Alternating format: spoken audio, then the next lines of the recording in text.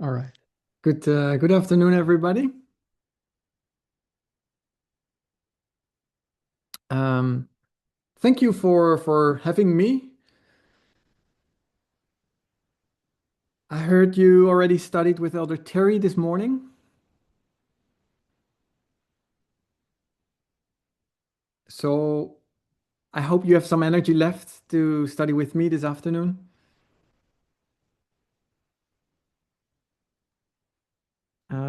But I'm glad to be with you with the French world today.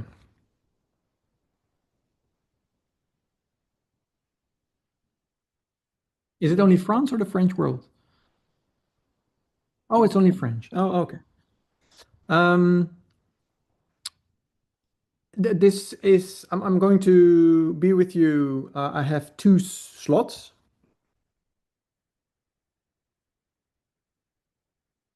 It depends a little bit on how the study develops. I hope we can have a little bit of a conversation. And I know that the language barrier is difficult,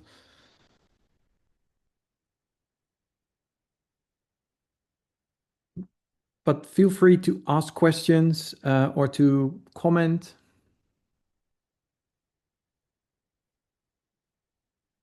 Um, I can't guarantee to give you all the answers, but I think we at least can have a good conversation together and learn all of us.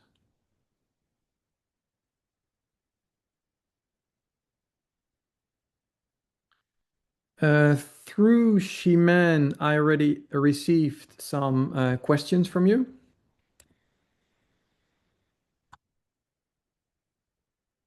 Um, so I'm going to try to address those questions.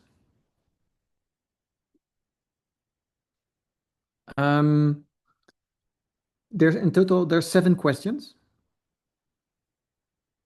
but if I put them together, I think there's basically 2 questions there.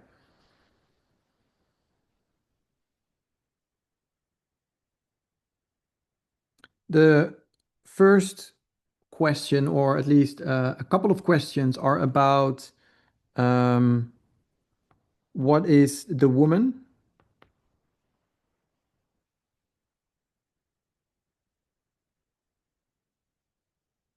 both good and bad. And the second question is about what is July 18?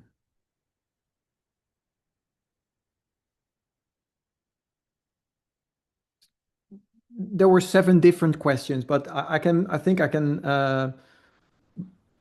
put them together in these 2 questions, more or less.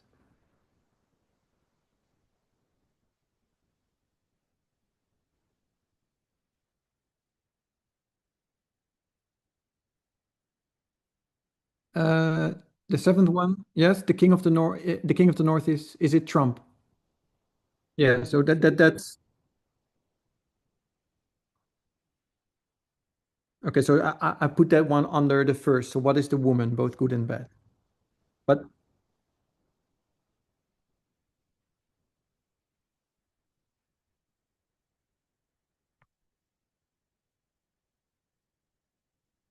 I'll add it. What is the King of the North?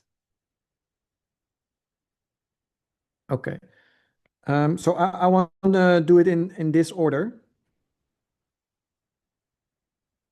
or maybe I'll do first this one first, then the third, and then the if I have time left, I'll deal with the second.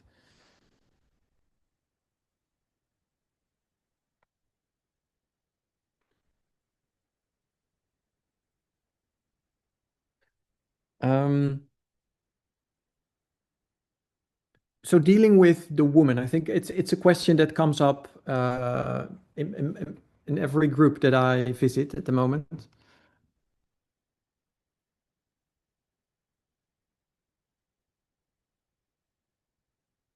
Um, there's really questions about this woman of Revelation 17, but also there seems to be a good woman. And who is this woman, and where we can find her?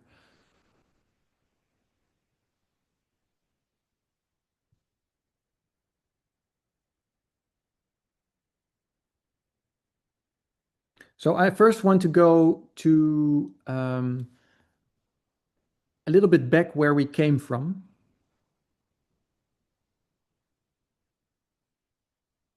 So in the past, when we talk about the woman and the beast of Revelation 17,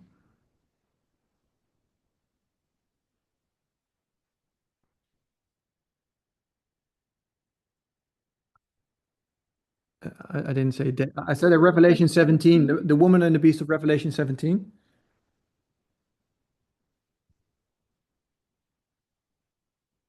We talked about church and state.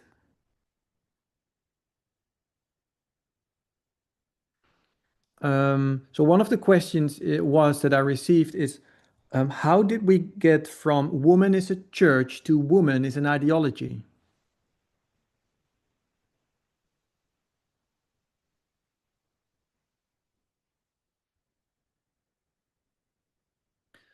So I think most of that change isn't something that happened in the last few months.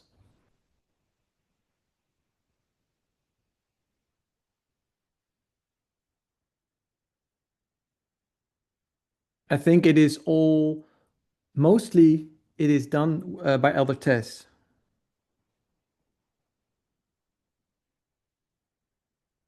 So Tess, um, she said, first, the woman in the past was church.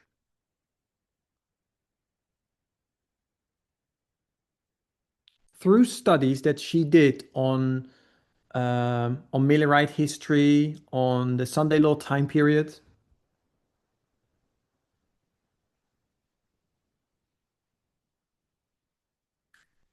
also her study on how the how the Constitution became Christian.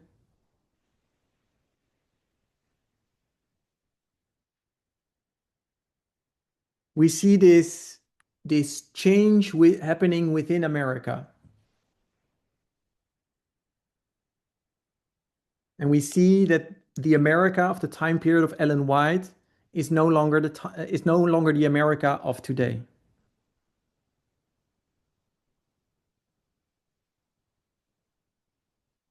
So from the church being of the woman being the church or apostate Protestantism,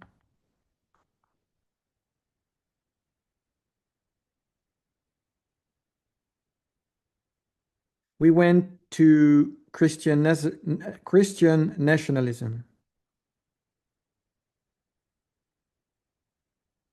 And from that, she said, well, actually, woman today hasn't anything to do with Christianity anymore.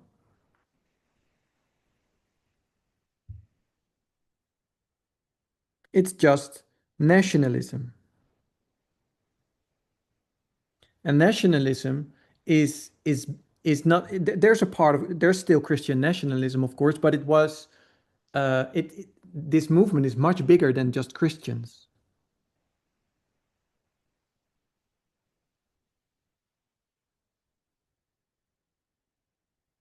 This group has a certain ideology, or what Elder Tess called it, a certain culture.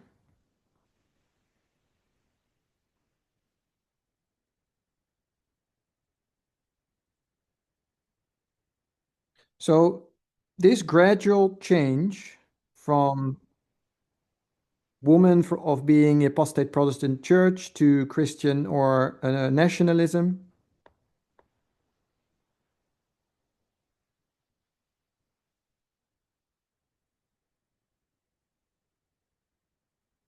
to culture, it's a process that Elder Tess did in her time, in her dispensation.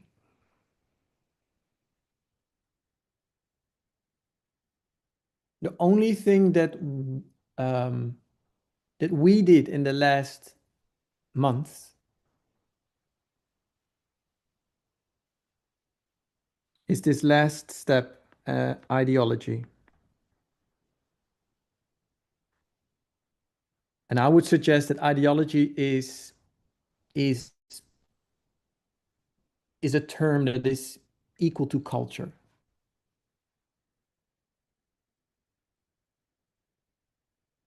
Um, but ideology is perhaps more, um, maybe a little broader.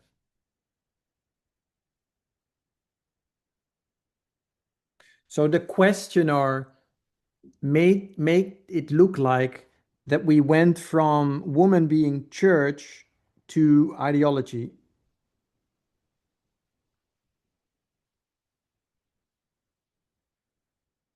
But actually, we made little baby steps, from church to nationalism, from nationalism to culture, from culture to ideology,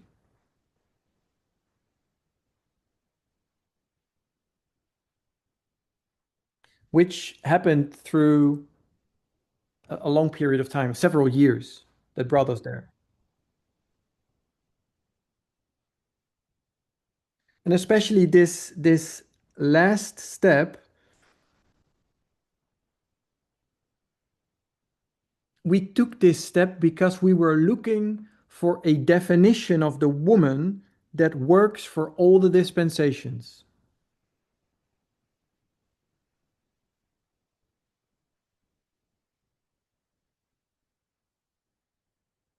Because Elder Tess already recognized that church didn't work for us anymore.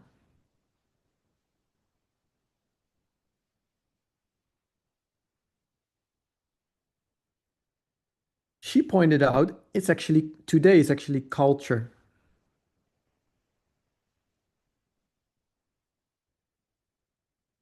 There was a time in the past where the woman was the church.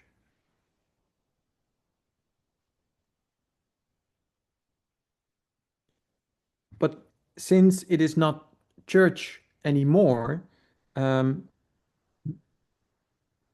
and we know that the woman is there, um, um, the woman is there in all those dispensations, in all those kingdoms.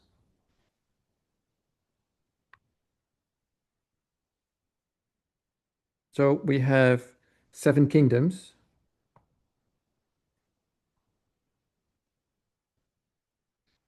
So we have the first, second,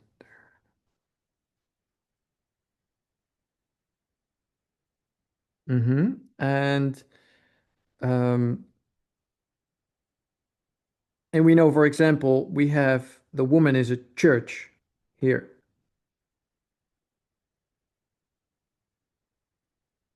We know that the papacy was there,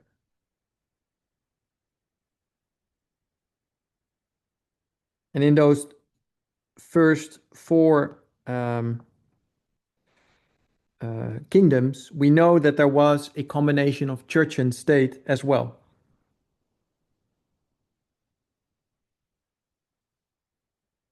We know that the Caesar was also the Pontifex Maximus, the high priest, so to speak,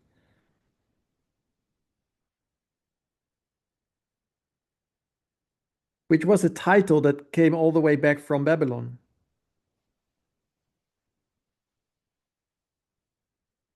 So there was church and state, from the beginning.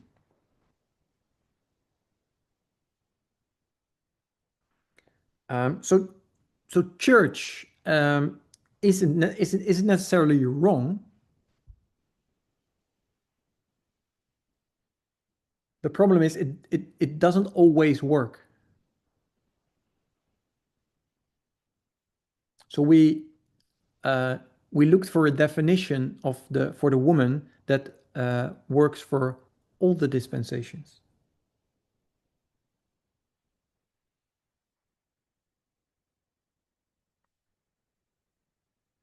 So that's why we came with ideology.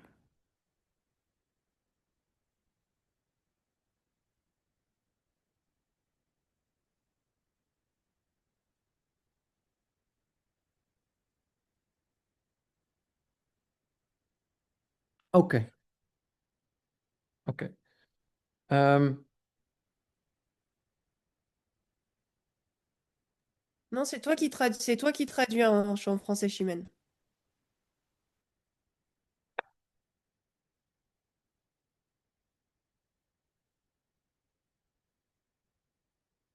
so this is the question that I have. Can you explain how we go from woman, a church, to woman and ideology?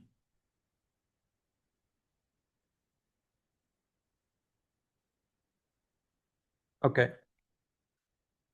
Church to identity. Okay, well, sure. That's fine. Yeah. Um,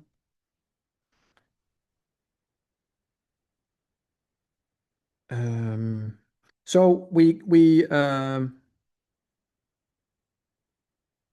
go to so ideology is a definition that works for all those kingdoms, for all those dispensations,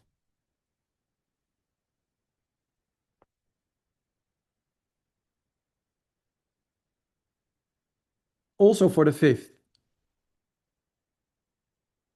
So ideology there was the ideology of that church.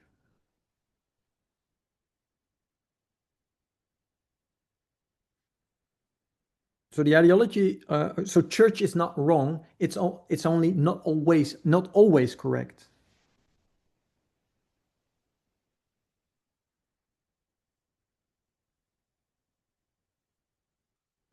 Um, so Shimen just added in her that the question isn't necessarily about whether the woman isn't why the woman is an ideology, but an entity with an ideology.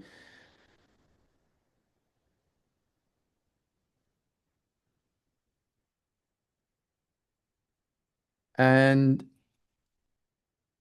that's the same thing. If you look to the fifth kingdom,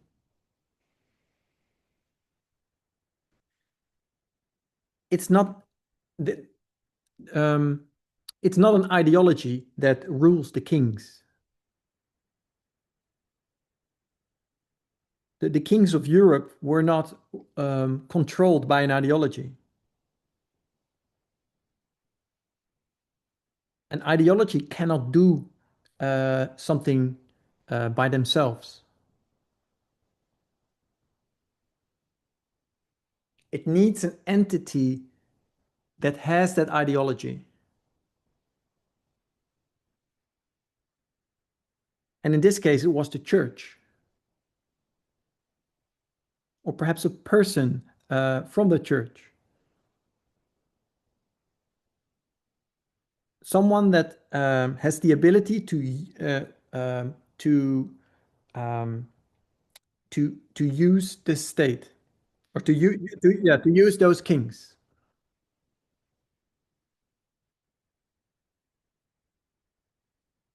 So if if you go to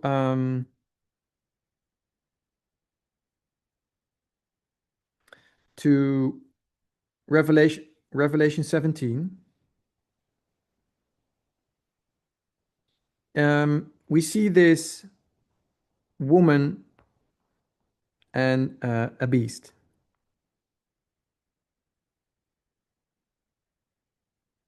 So that's a parable. These are symbols. If you go to the natural, uh, when we look into the natural, where do we see humans ride beasts?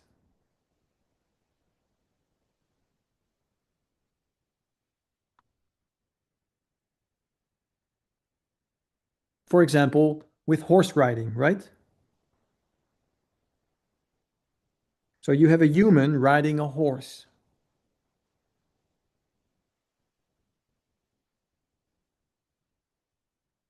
In other continents, they ride elephants or camels. But it's all because of the same thing.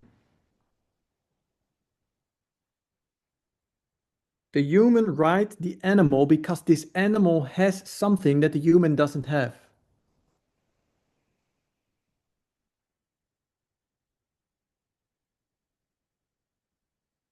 You know, naturally, when you look at the horse in its natural environment,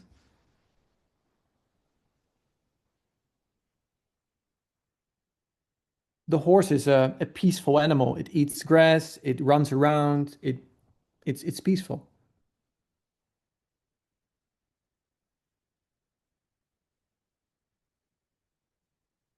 But a human can use a horse to fight a war, for example.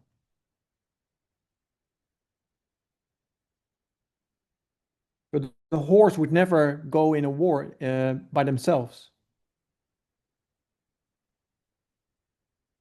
So it needs an entity that controls the horse, and then the horse will fight in a battle.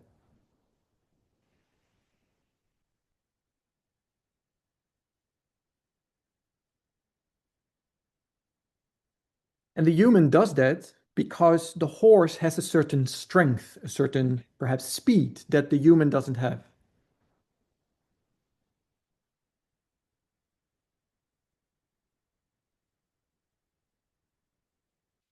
So that's why humans use animals because animals have certain characteristics that the human doesn't have.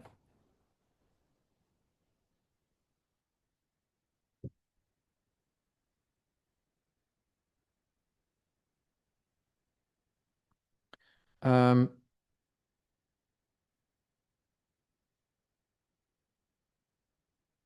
so that's what you see in Revelation 17. The woman um,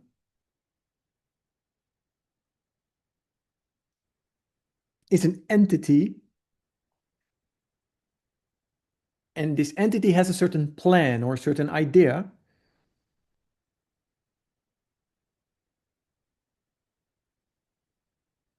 and tries to implement that, and tries to use the animal to fulfill that plan.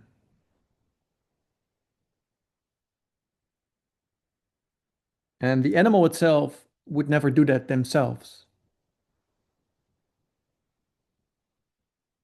The animal themselves is peaceful and is, um, yeah. In the case of the horse, for example, it's a peaceful animal. It doesn't have any plans.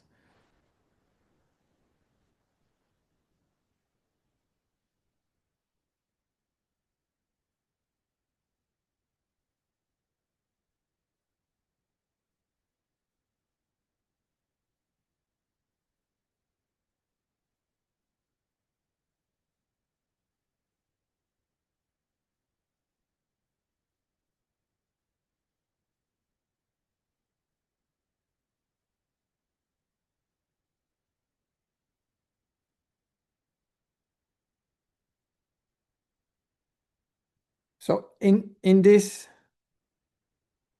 this line here, I, s- I see an entity. I see here church. Church is an entity,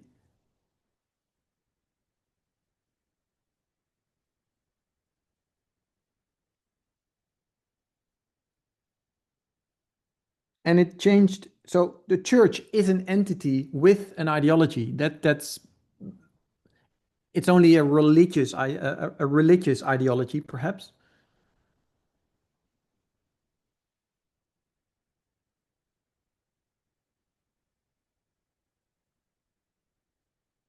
So the only difference is now that we say it's an entity with an ideology, and it's not necessarily religious.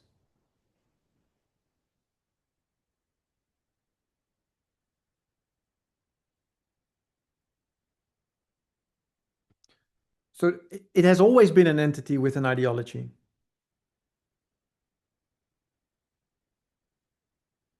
But in the past, we believed it was a religious ideology, and now we say in general, no, it's an ideology. It doesn't need to be religious.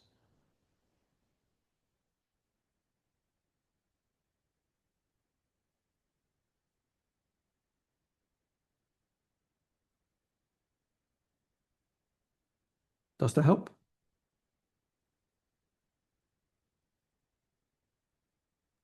So what you're saying right now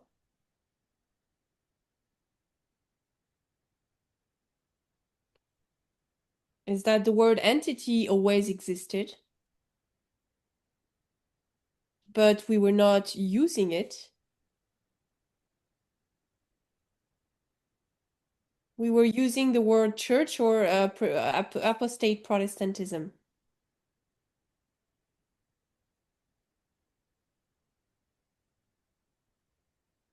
But now, because church or apostate Protestantism doesn't align with our understanding now,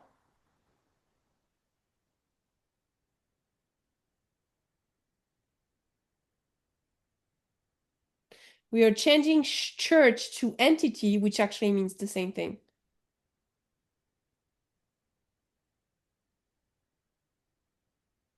Except that the word entity does not always have a religious meaning. Is that what we're doing today? Yes, that's what I said. So this definition, an entity with an ideology, is a definition that always worked.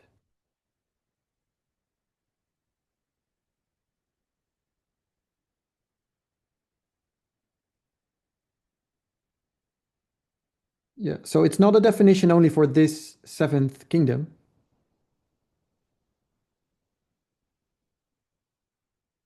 Every kingdom, every dispensation has its entity with an ideology.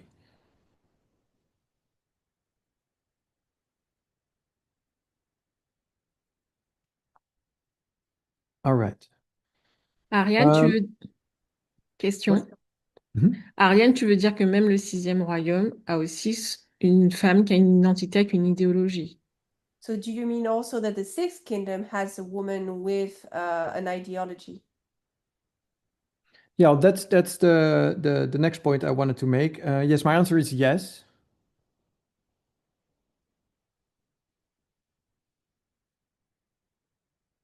So in the past, we would say uh, a combination of church and state is wrong.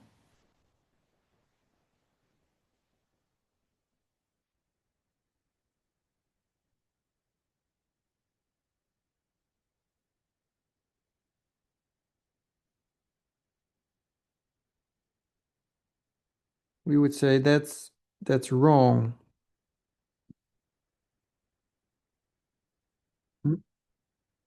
Now we would say a combination of church and state is fine.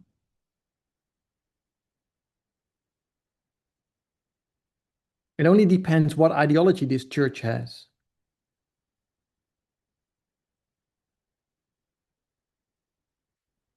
When you look at ancient Israel, the purpose, God's purpose was that it would be a theocracy.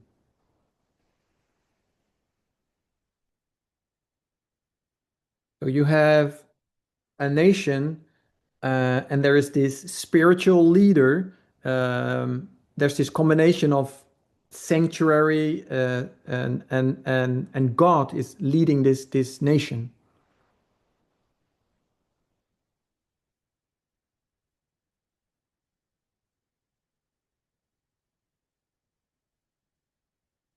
The religion and the government were intertwined. They were inseparable.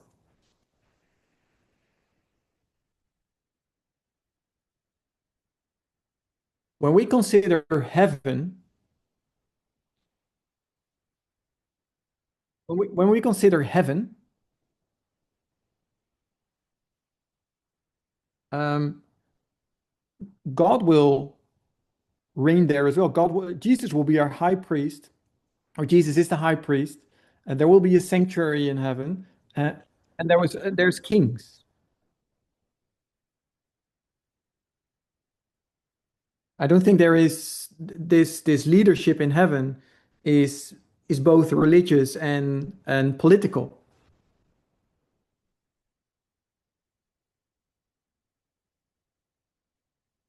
It's not wrong.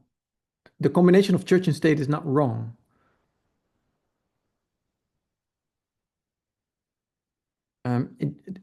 The ideology is the criteria is the element that determines whether it's right or wrong.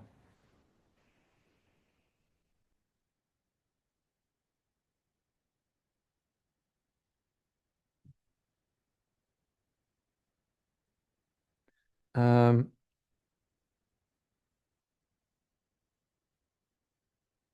yeah.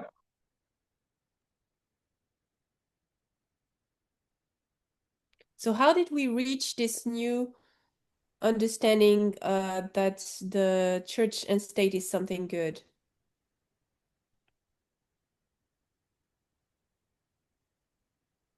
Is it because of the sixth kingdom with Revelation 17? Yes. So if we go to um, so if we go to Revelation 12, I would say I'm suggesting the fifth kingdom is highlighted in Revelation 12.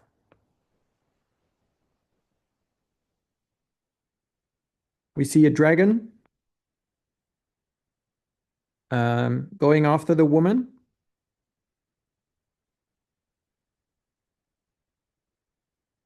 And we know that's pointing out the time period of the 1260.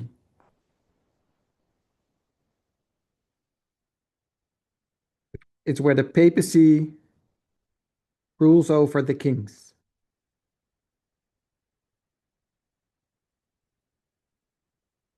Um,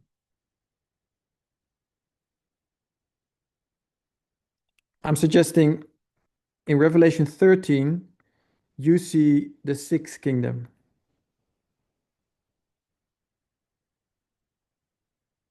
We don't see a dragon now, we see a lamb. And a lamb is, in this context, um, it's placed in a context in contrast with the dragon.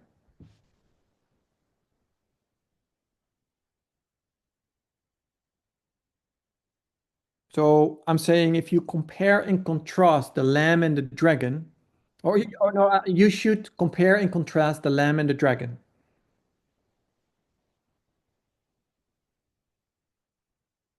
So that's what we're going to do. But first, the seventh kingdom, I'm saying that's Revelation um, also 13 and Revelation 17.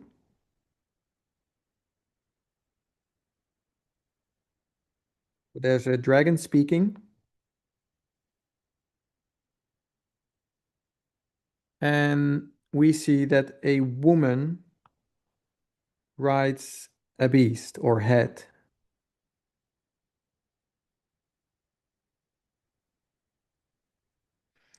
Uh, and here, I also say here, Revelation 17.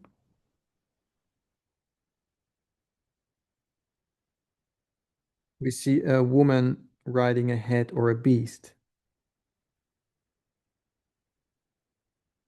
So I know Revelation 12, 13, and 17, they tell you the same story, basically.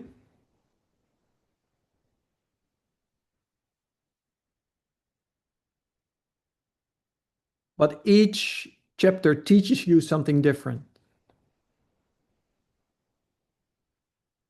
So Revelation 12 shows you um, the dragon power. It's the time period of the 1260. It's where the papacy controls the kings.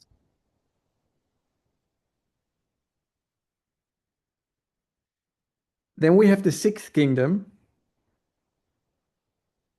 or after Revelation 12, we have Revelation 13.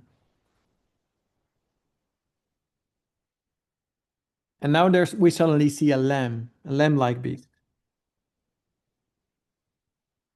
So I'm suggesting that the lamb is the opposite of the dragon. So it's a nation, it is kings where this papacy is not controlling.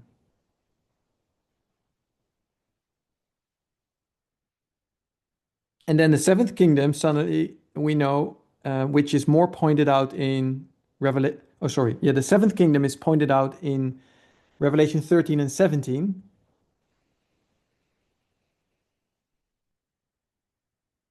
we see that this dragon is coming back again. Um, and we see that the woman riding the beast is coming back as well.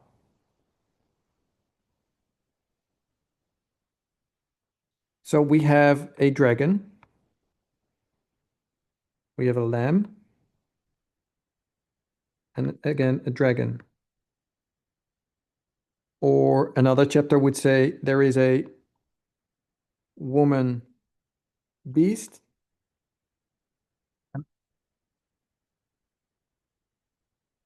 and a woman beast here.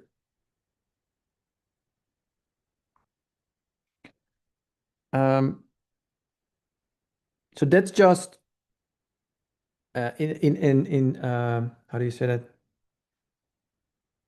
This is looking at Revelation 12, 13, and 17.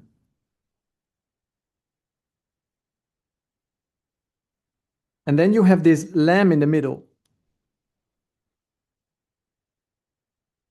So I'm suggesting that this lamb is the opposite of what the dragon is.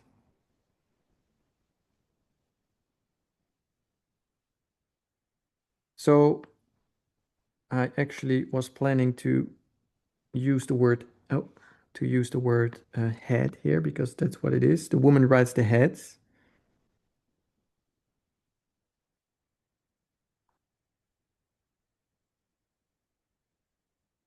Um, so I'm suggesting that this lamb is different because of the different. How do you say that? This lamb is different from the dragon because there is no woman. There's only heads.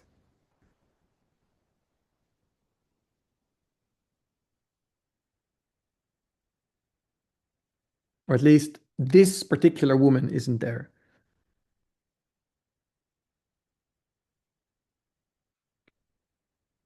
So that's what the sixth kingdom. That's why that's what makes the sixth kingdom unique compared to the others.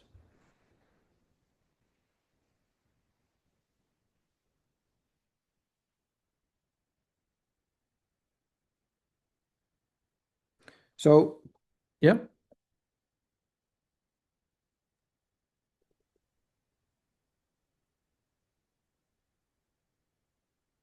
Can you explain?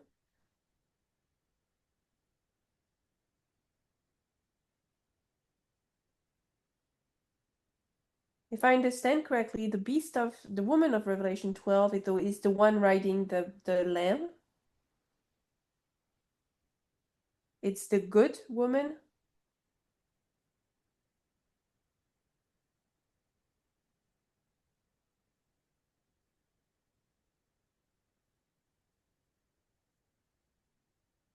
Because we understand that there's always a woman writing something because she has a good or a bad ideology. It's what you said at the beginning.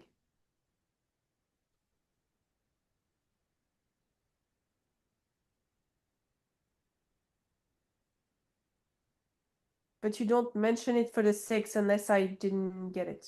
yes. Okay, so I pointed out here um, here that there is a good woman.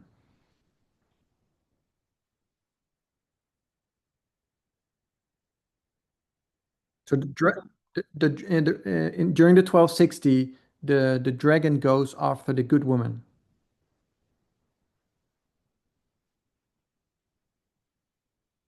And the good woman flees to the earth.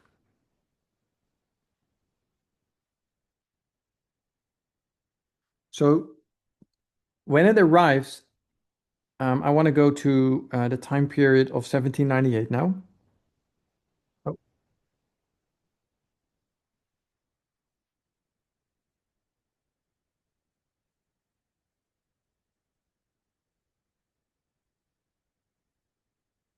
Um,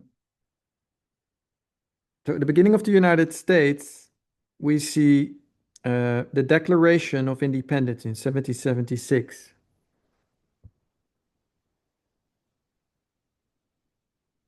And we see the birth of the nation.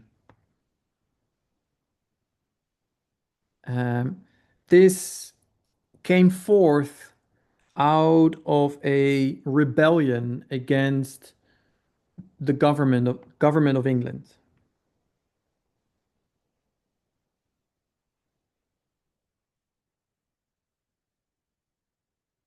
They were against, or I should say, they were very skeptical of federal power.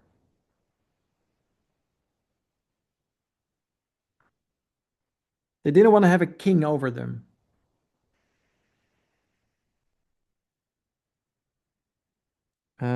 They wanted to have small government.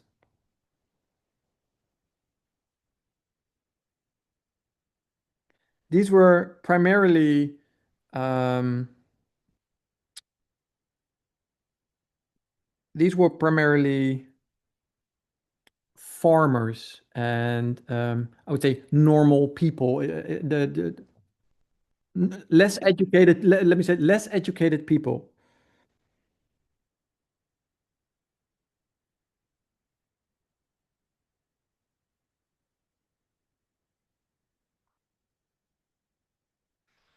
Um, and if you look with our eyes today, this was actually, although it sounds progressive, it was also conservative um, by its ideals.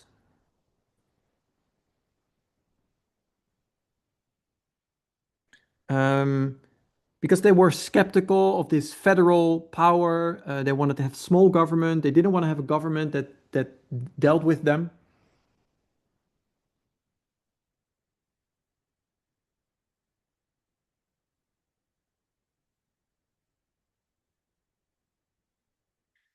So this is the birth of the nation.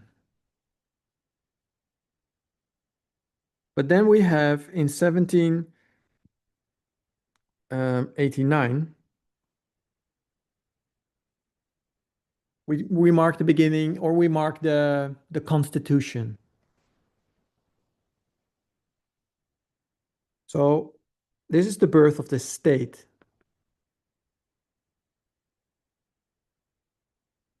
So here we see that America is starts to be organized.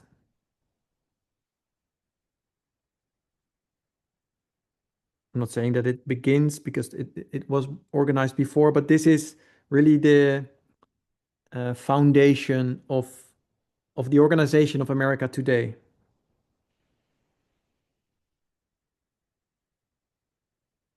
It was based on law and on the Constitution. They were actually building a federal government.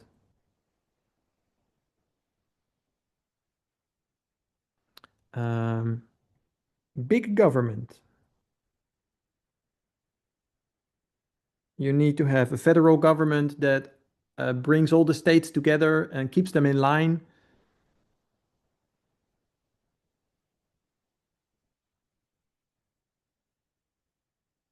to uh, protect all the people, not only those of a particular state. So I'm going to say this was very progressive.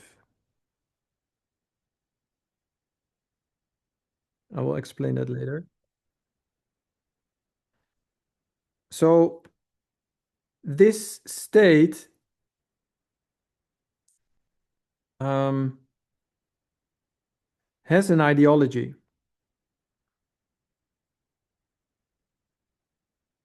The oh yeah, what I forgot to say is that the people that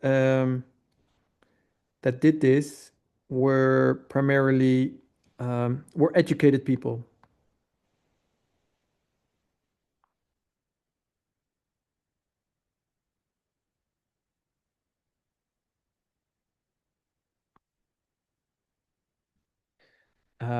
So the elite or lawyers, these kind of people were in um, setting up of the state, of the government.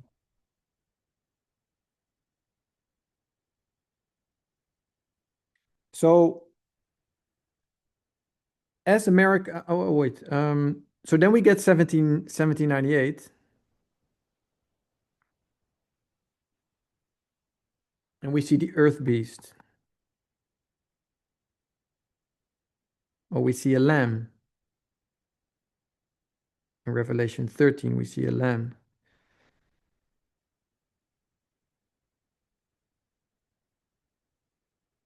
So there's a certain good characteristic that is emphasized in the Bible.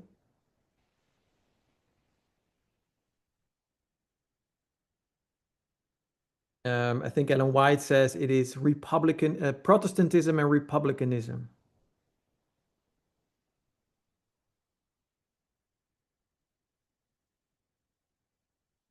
When we look at America after this time period, we see that America develops and grows.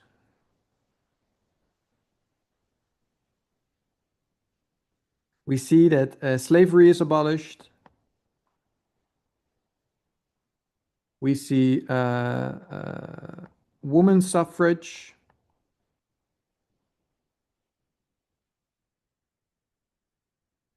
We see civil rights movement. We see the New Deal, the social system. So this is all I'm saying this is all progression.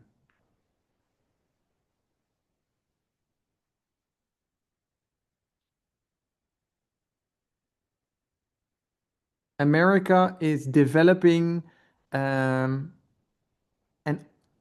understanding its purpose better.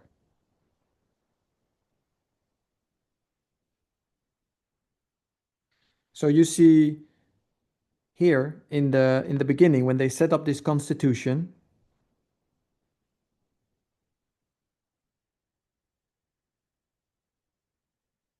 it's only the beginning of something. America wasn't perfect. I think there were even certain founding fathers that said that the Constitution should be re-evaluated every generation or every 30, 40 to 50 years.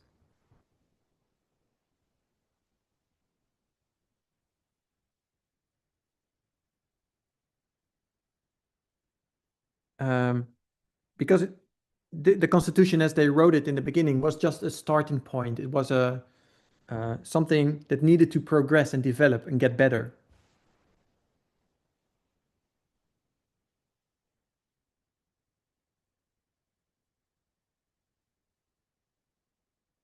So I've I've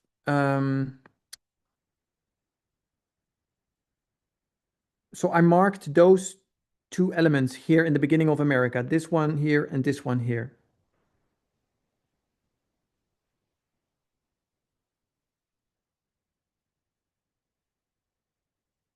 That there is a birth of a nation which is born out of rebellion.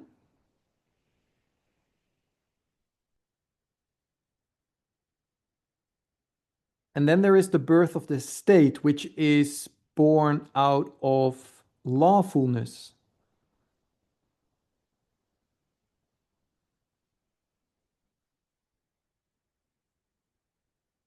And as long as the state is in control,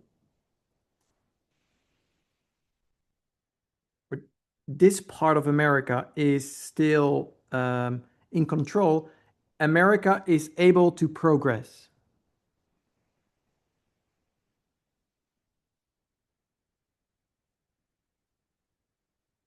This is the state is there for all the people.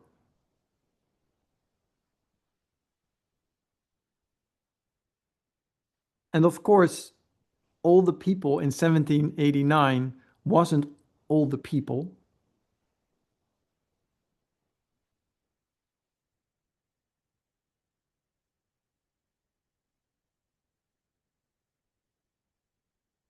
we know it wasn't, but as time progressed, America learned and developed and progressed.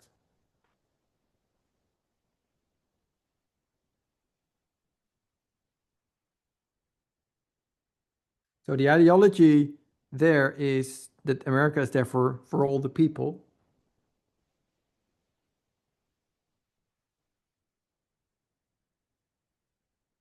And that was the understanding for all those years.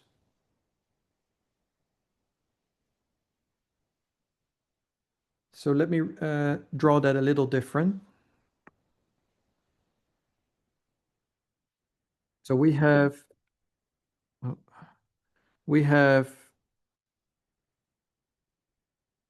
state over nation.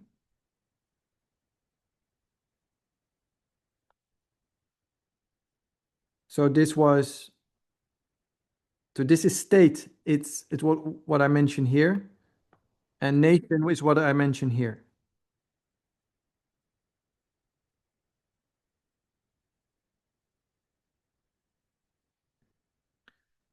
So if we make that a little more pointed,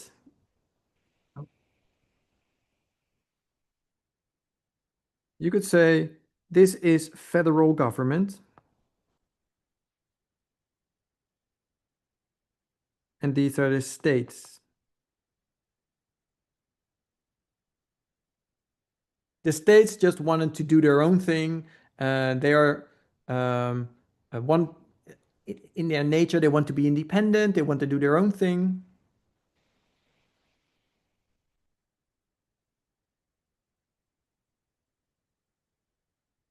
They don't want to have federal power, or at least very little federal power.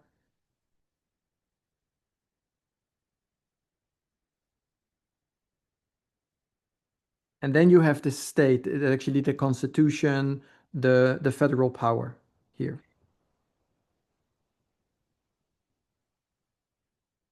So if we make that a little bit more pointed,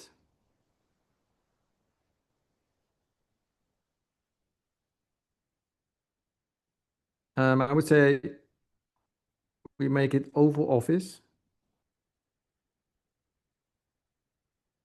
or the Office of the President, and the states. So this state element, I made it a little bit more specific.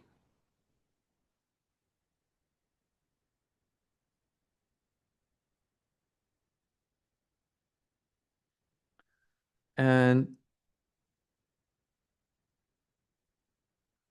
when you look at the beginning of the United States, the building of the United States was based um, upon a certain ideology.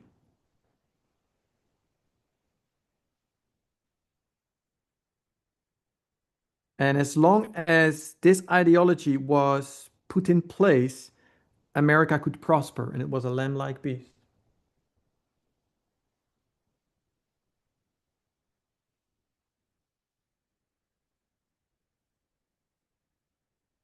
Um, so I'm saying it had a progressive ideology.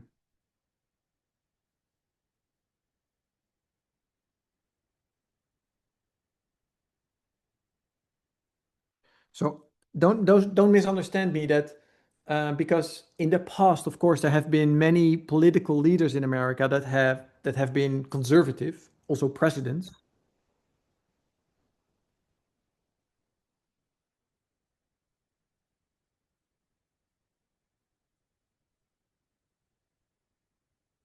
But they all were um, they all, how do you say that? None of them broke down this state element of the United States. They didn't break it down.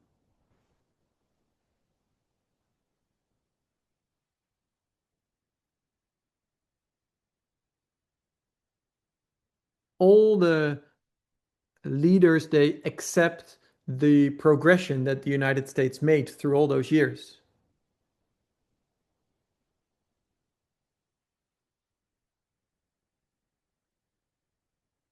Of course, it was America hasn't been perfect and has fallen and stood up again, fell and stood up again.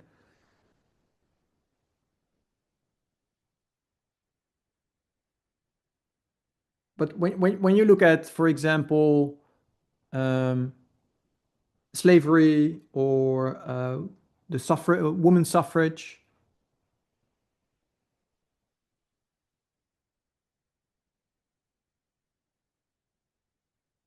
there's nobody that had wanted to turn around those decisions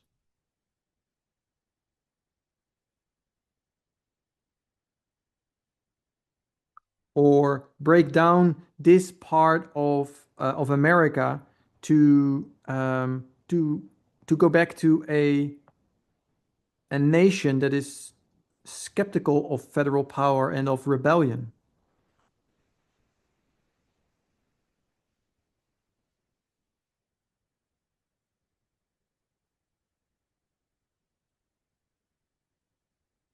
Here in the beginning of the 20th century, we have the beginning of the birth of the New Deal.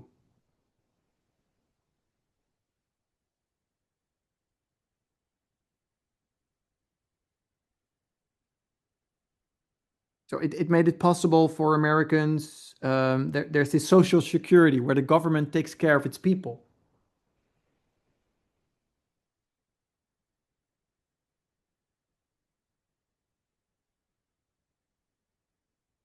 which has been a an important change in American politics.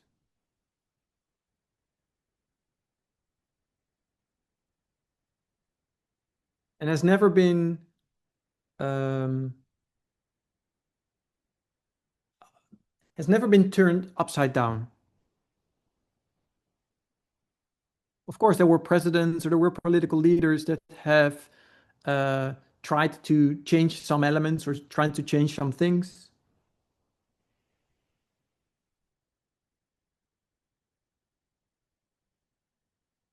We know the rise of a neoliberalism in the 70s,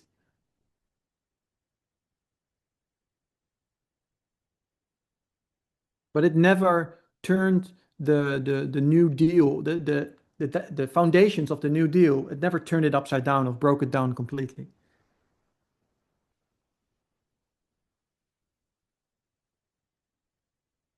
Because everybody believes that the state element of the United States, the federal power of the United States, is there to protect the people and is very important.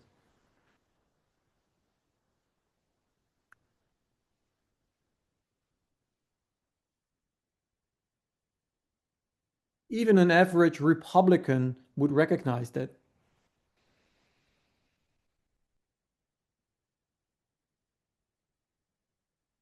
And at least those in the past.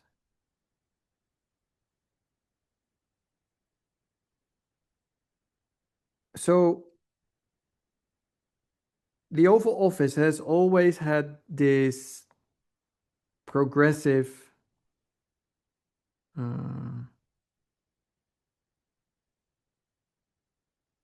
ideology.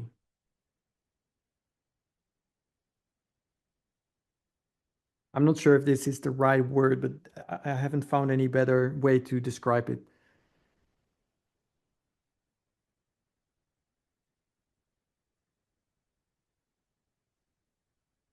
So, and now we're at a time where things are starting to change.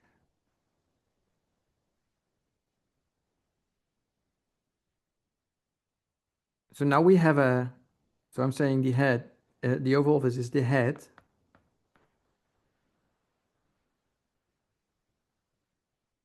and it sits on many waters. These are the symbols of Revelation 17.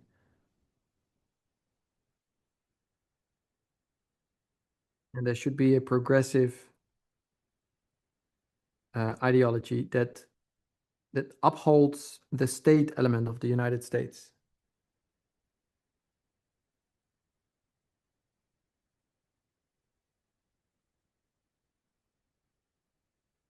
But now we come in the time period of Trump. Mm-hmm. Just in case people don't know, can you say what you mean by waters? Oh, sorry. Waters, I mean, it's a symbol from Revelation 17, which I think is understood to be people.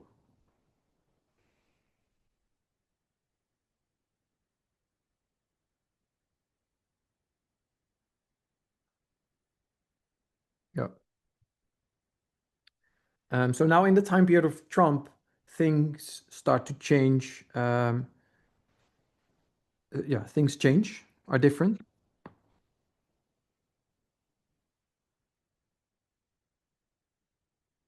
Because Trump recognizes that as long as this part of the United States is intact and functions,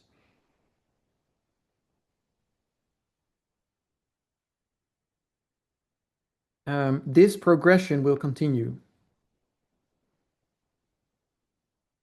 Um, so Trump's purpose is to break the state down, the rule of law.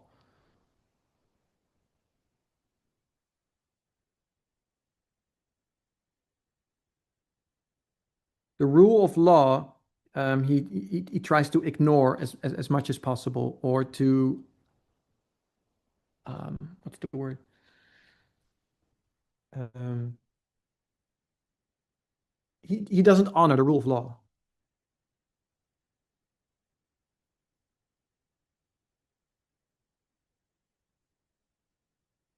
And he tries to break it down. In the beginning, and when he became president last year, he selected Elon Musk.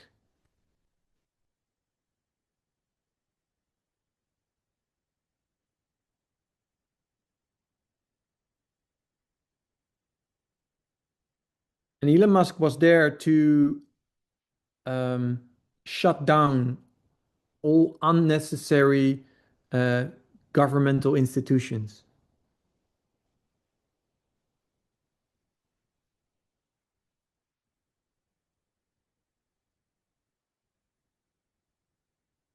And for example, the Ministry of Education was completely abolished because that's an organization, an institution that if you have it, it brings progression.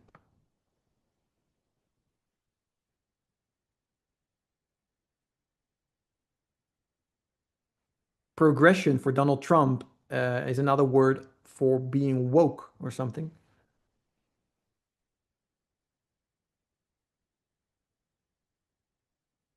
So it's a bad thing for him, and he wants to stop it.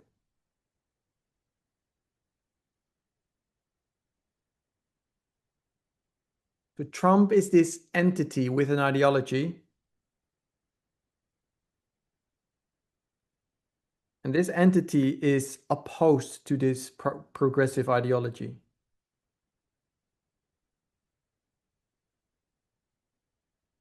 He has a different ideology.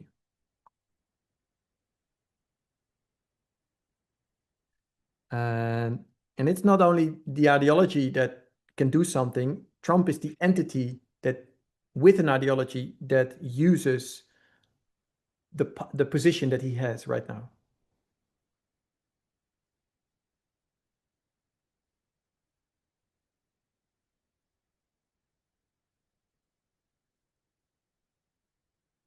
Me too. Sorry. Um,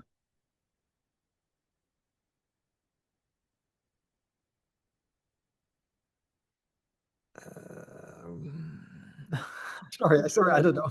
I don't know.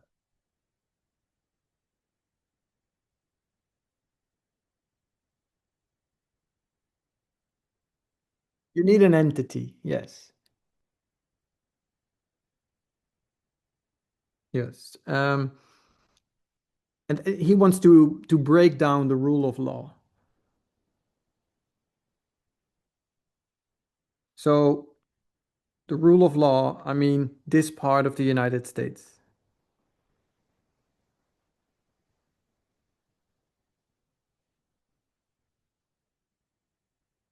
No, a rule of law, small government or a small government.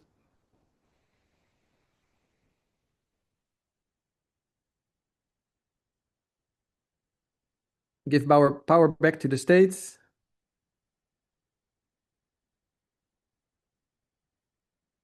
If you, um, yeah, anyway. So I think what I've tried to show here is that America always had an ideology, always has had an ideology.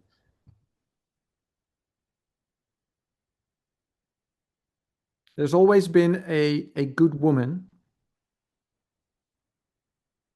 and she fled from the wilderness into the United States, and it created a country that had laid the foundation for equality.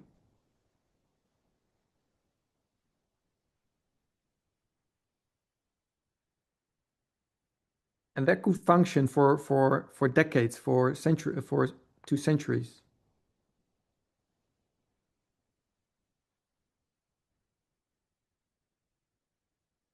Or century is not the right word. Oh, anyway.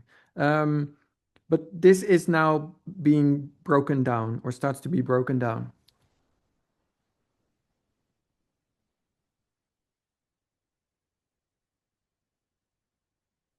And so that is my response on the question about the woman. Can you explain how we go from woman church to a woman, an entity with an ideology? I think I dealt with that.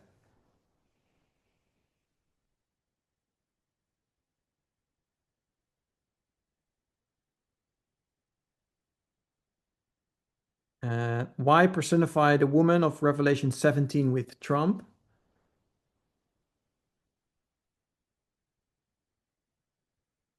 Because I think it's not an ideology. You need an entity.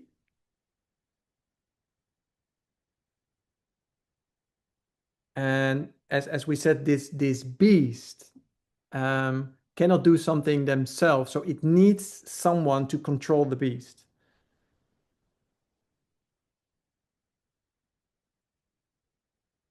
You could say the law itself cannot do anything.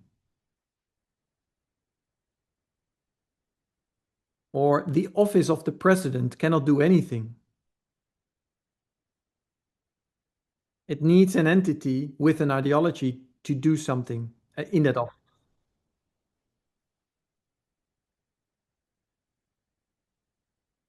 And Trump is the entity with an ideology.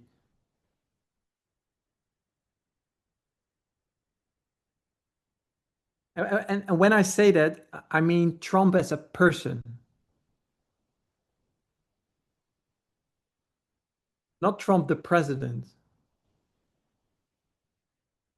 The woman is Trump the person.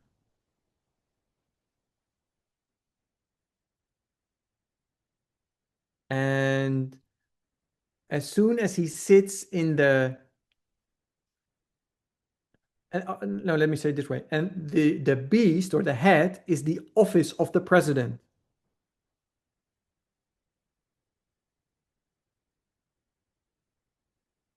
And that office has a lot of power.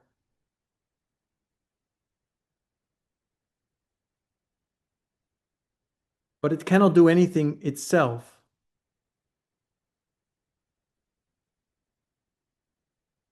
So it needs an entity that uses that power.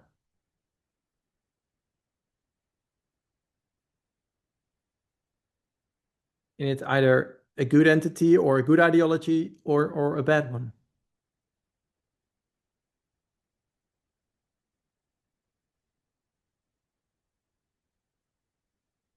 So question 5 is we are saying that the king is. Oh yeah, Pascal? Ariane, tu m'entends maintenant? C'est bon? C'est bon, t'entends. Oui, est-ce que vous m'entendez? Ok. Bonjour Ariane. Hi. Est-ce que Ariane peut expliquer de façon explicite pourquoi il dit Trump la personne et non Trump le président? Can you explain exactly why you mean Trump the person and not Trump the president? Mm-hmm.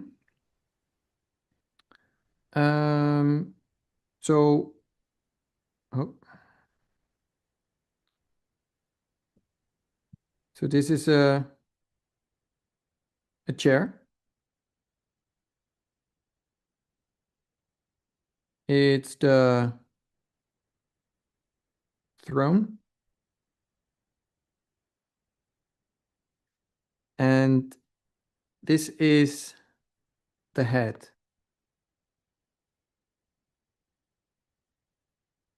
And this head, this office, is there to do good, to serve the people.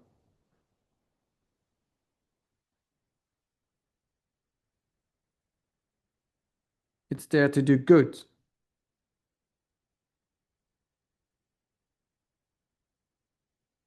Then there is this entity, which is a person,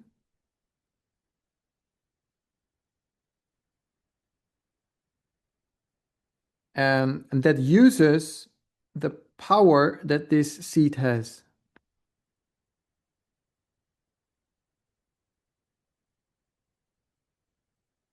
And as soon as the woman takes place in the office, it can use this head, the power of the head. It was already there, power. So this woman is an entity, or in our time period, it is Trump. But this woman itself has no power.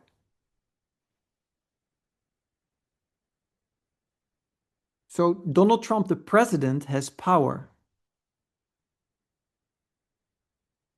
Oh.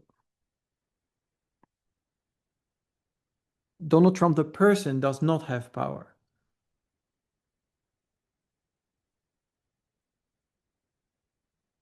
But Donald Trump, the president, only has power because he sits on this seat.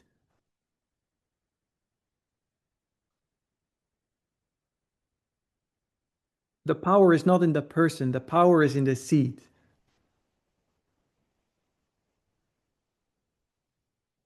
So the woman does not have power, it needs the power of the seat.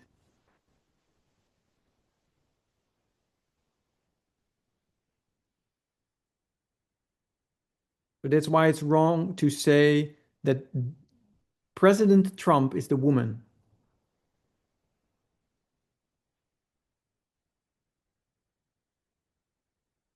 It's the person Trump that is the woman. And it uses the power of the office to do its work.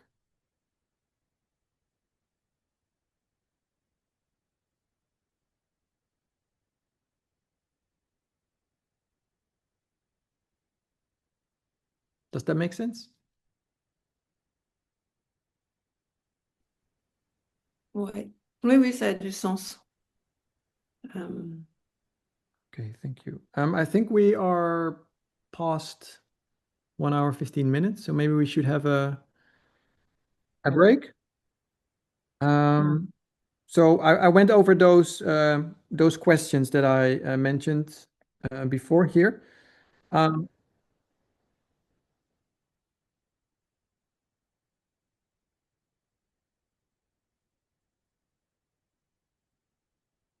I will continue with questions 6 and 7 after we. Yeah, I will continue with questions 6 and 7. That's where I start. And then maybe if I have time left, I'll deal with 3 and 4 as well.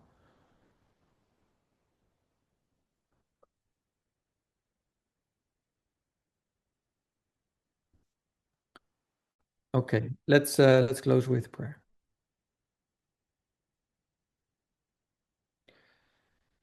Dear Lord, thank you that we were able to study together this afternoon.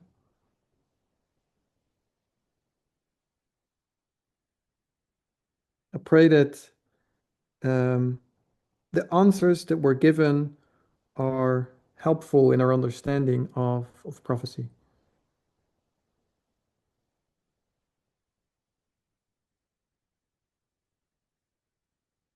Pray that you continue to be with us during the break and the next hour.